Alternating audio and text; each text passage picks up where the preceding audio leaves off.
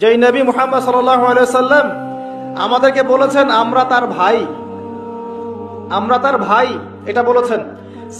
সাহাবীদের সামনে তিনি বলছিলেন, আমি যদি আমার ভাইদেরকে দেখতে পেতাম। সাহাবীরা বললেন, আমরা কি আপনার ভাই নই? নবীজি বললেন, না, তোমরা আমার সাহাবী। আমার ভাই তারা যারা তোমাদের পরে আসবে, আমাকে না দেখেই ঈমান নিয়ে আসবে।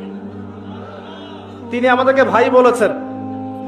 কিয়ামতের দিন যখন সমস্ত নবী রাসূল পর্যন্ত বলতে থাকবে ইয়া নাফসি ইয়া নাফসি, তখন মুহাম্মদ সাল্লাল্লাহু আলাইহি ওয়াসাল্লাম বলবেন ইয়া উম্মতি ইয়া উম্মতি, আমার উম্মত আমার উম্মত।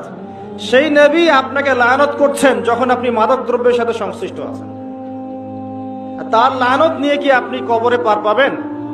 তাহলে আমার এই লেকচার যদি আপনার কানে চলে যায়, আল্লাহর ওয়াস্তে মাদক দ্রব্যের সাথে সংশ্লিষ্টতা ত্যাগ করবেন। আল্লাহ পাক তৌফিক দান করুন। মসজিদে আপনি আল্লাহর সাথে সাক্ষাৎ করতে যাবেন, নোংরা কাপড় কেন পরে যাবেন? আতর সুগন্ধি ব্যবহার করবেন। আতর সুগন্ধি ব্যবহার করে, উত্তম কাপড় পরে, পায়ে হেঁটে আগে আগে সকাল সকাল মসজিদে যাবেন। যে সবার আগে ঢুকবে একটা উট কোরবানির নেকি পাবে, যে তারপরে ঢুকবে সে একটা গরু কোরবানির নেকি পাবে, এরপরে যে সে একটা ছাগল, তারপরে মুরগি, তারপর ডিম, এভাবে আস্তে আস্তে আস্তে আস্তে করতে থাকবে।